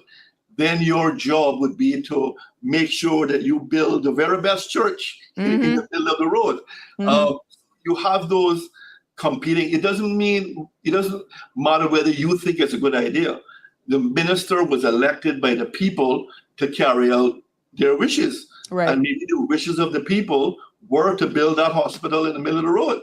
So let's get on with it. Interesting. We have another commentary, and I'll read it as it is sent in. What about the private sector, Sabrina? ? The government need to set up unions and support systems for private sector workers, because we Caymanians that are willing, able, and qualified to work need some form of support. What would you say to that from a national perspective? Yeah, so, exactly, in the tourism, especially in the tourism and construction industries, it went on to say. Yeah, so the government normally don't set up unions. Normally those unions are done by the workers themselves. Now, I've seen unions operate. In Bermuda, there's very strong unions. I've seen where they can be very effective. There's one in the civil service, I know for sure, and there's also one in their private sector as well. So I've seen where unions have worked. Collective bargaining for pay, for other things. Yeah. You can't, for example, if there was unions right now, the government would be having to consult with them about minimum wage to see how that would work. But again, it's not really for the government to set up a union. It would be for the private sector persons to get together and set up a union. And I'm not sure that we have the legislation that supports it. I'm not sure. Correct. Okay, well, that's something we definitely can look at.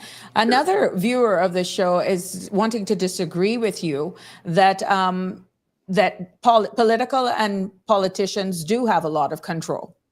Someone tends to disagree with you, one of our viewers. No, I think they have a lot of control. I don't think I was saying that they don't have a lot of control. They have a lot of control. They should.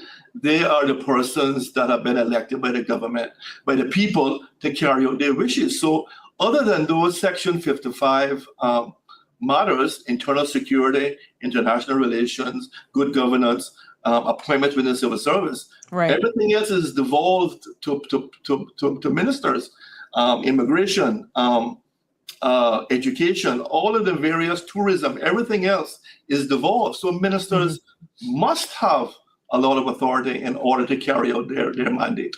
Right. Yeah.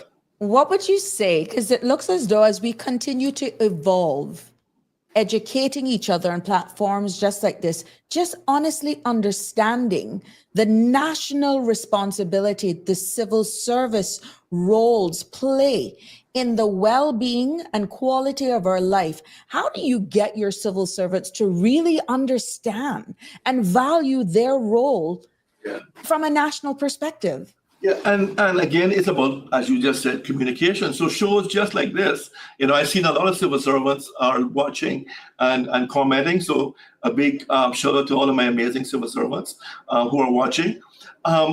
We have various town hall meetings within the civil service where I'm there. Other civil servants are there.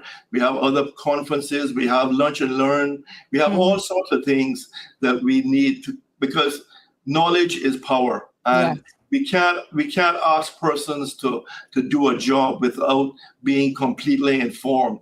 But I think it is not something that's going to happen, overnight. It's a continual process of education, of communication, at various forms. So not everybody is going to watch a show like this tonight, but they may watch it tomorrow. Some people will want to have other mediums on which they want to get their information. So that's the reason why I'm here now, is that I want to make sure to get some of the great things that are happening in our civil service. No more silent victories. Exactly. The public needs to see. Yeah, exactly. The public needs to see what's happening within their civil service, and the person is responsible for that is me. So I want to be here, be accessible, be accountable, but also, like you said, no silent victories. I don't want to, we're doing some amazing things in our civil service, and the public needs to hear about it.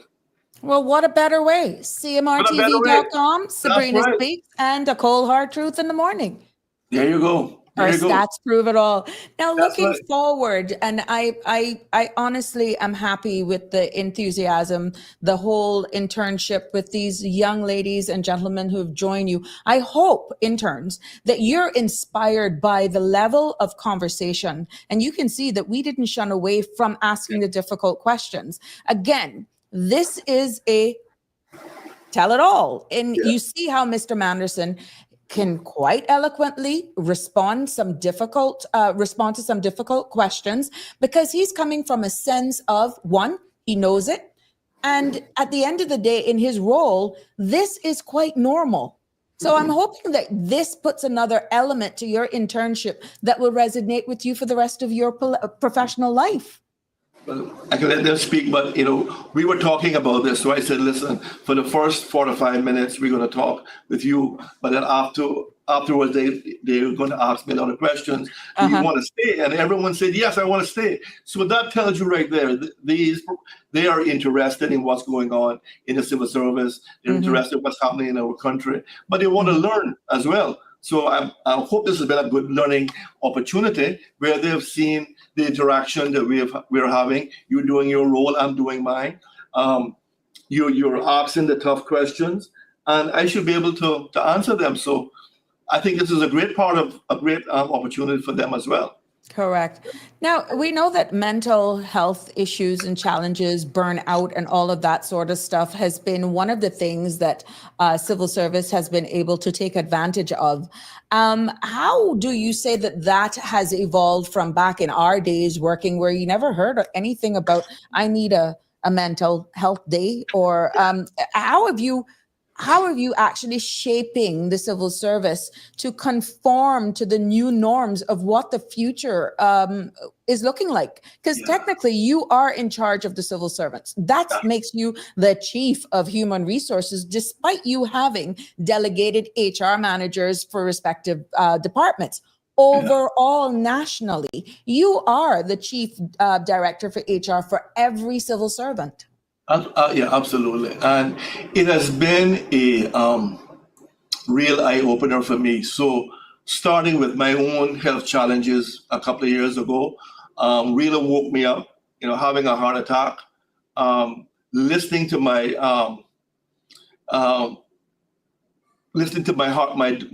cardiologist tell me, listen, you have responsibility for all of these people, but if you don't take care of yourself, you won't be taking care of anyone. So, I was in the gym when this happened. So I was trying to take care of myself and do the things right. But I paid a price for all of the times when I didn't. I was not eating healthy for many, many years. I was not exercising. I was not switching off. I went on vacation and I was on my phone the whole time. I didn't really switch off. I know. I wasn't getting enough sleep. You know all about these things.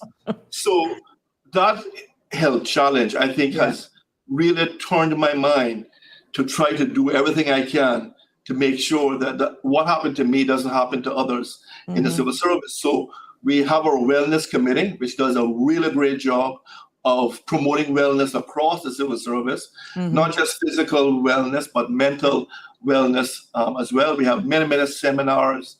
And we have taken a decision to give our staff 2 mental health days a year. You just sometimes need a break. And just go to the beach and sit down. You're not sick, but you just need a break. And I was inspired by the team in the Department of Children and Family Services. So you think about the jobs that they have where they're dealing with child neglect, child abuse, family abuse, of abuses that happen in the family, some of the things that they get exposed to on a daily basis.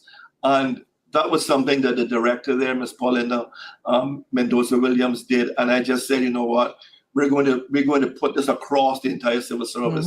Or firemen or policemen, when they turn up at fatal accidents or accidents, the things that they see on a daily basis is powerful, and they need a day break. I met a wonderful young Caymanian civil servant, and she had been working in our scenes of crime department, and she had transferred over to the government building. And I said, what's happening? And she said, I've just seen too many dead bodies. I want a break from that. So the issues that our civil servants face on a daily basis is tremendous, and it's my job to do everything that I can to ensure that they are looked after and they feel that we care. Right. So I pay attention to statistics. I know you love statistics and making decisions based on data. Correct. And if you look at our compendium of statistics that is published every year, you will see that juvenile crime, for example, has gone down consistently from 60 or 70 a year to 20 or 22 a year. So that's great. But attempted suicides by our young people and suicide by young people have gone up. So what does that say? Yes, in our environment. In our environment. So what does that say?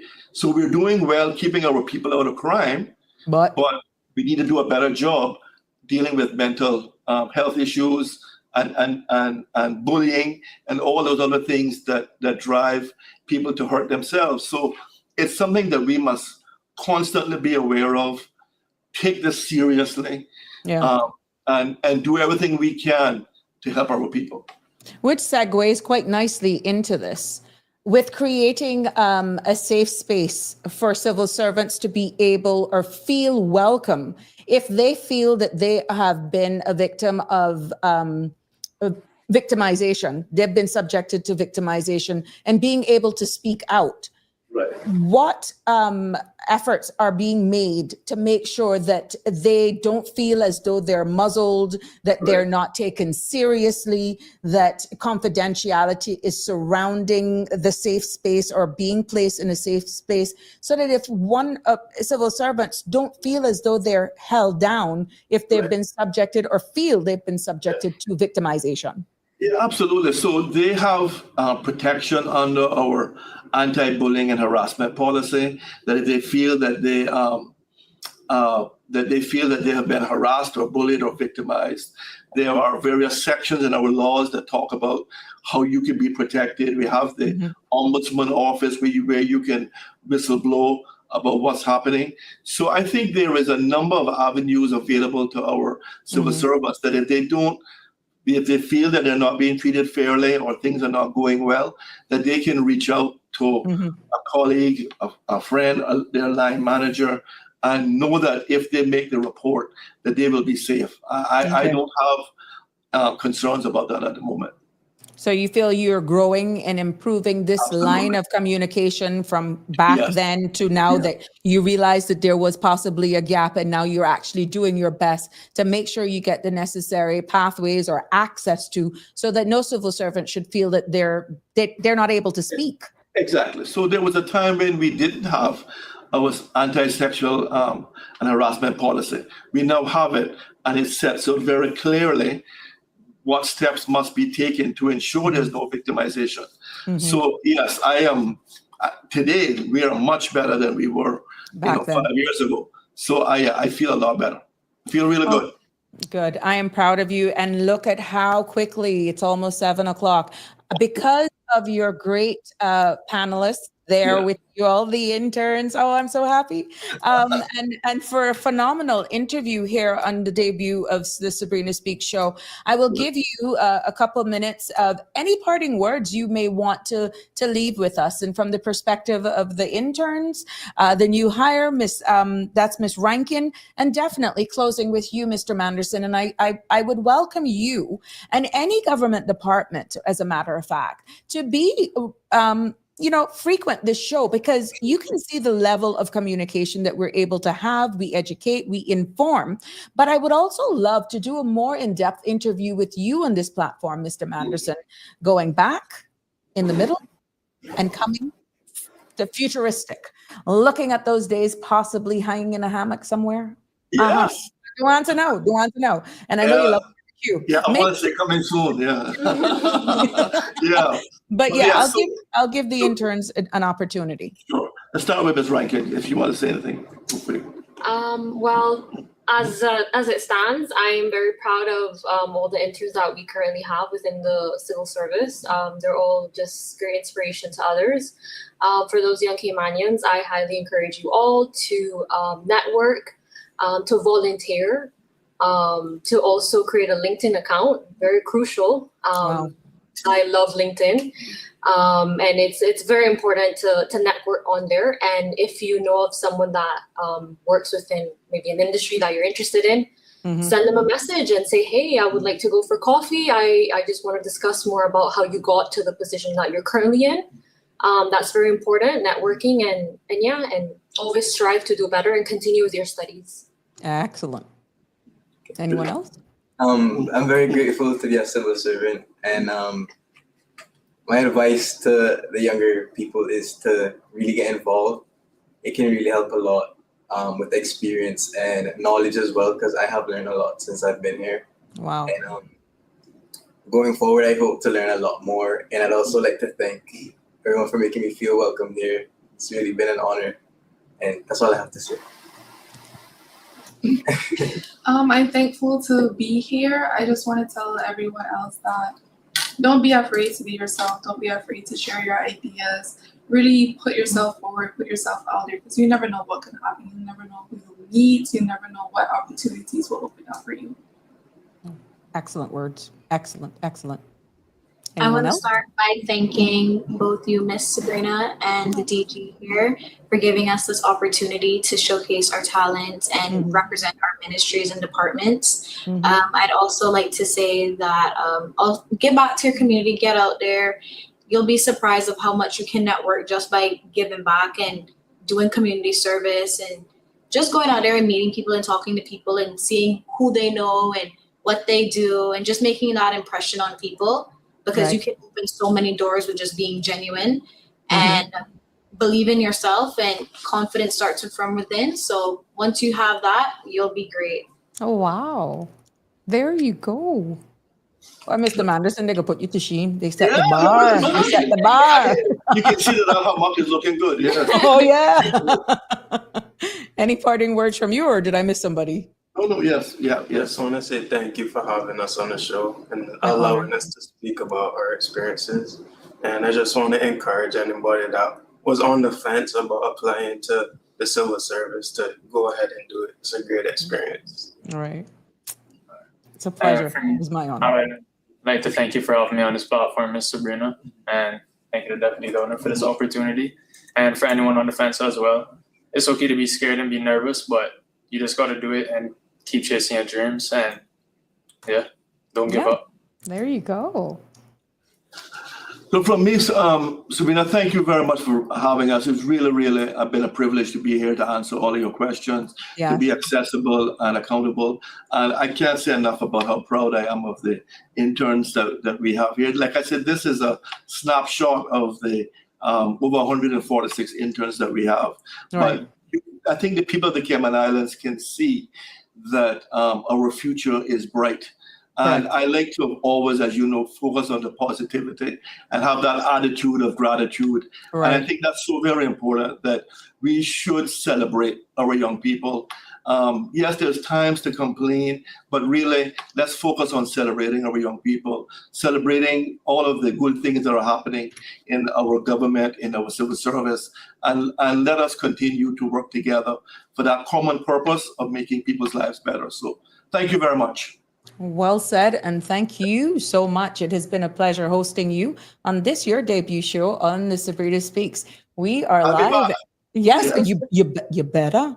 I got hold you accountable. Yeah. You don't want me to become the morph of Miss Sandra and get No. We're going to do some great things together. All love. But it has been a pleasure, and thank you for taking your evening and spending it with us. Thank you. To you, everybody who stuck around, it has been, I hope you have learned so much. It has been a huge takeaway from you, and I have gone over 7 o'clock. I got to get out of the studio, but it has been indeed a pleasure bringing you another edition of Sabrina Speaks. Until tomorrow, that's open mic. We got a lot to talk about, and definitely I look forward to your participation as we continue to build this space and making Cayman a better place. Until tomorrow, have a safe evening. That's a wrap for today's edition of Sabrina Speaks. Thank you for tuning in and for being part of the conversation. Remember, the dialogue doesn't stop here.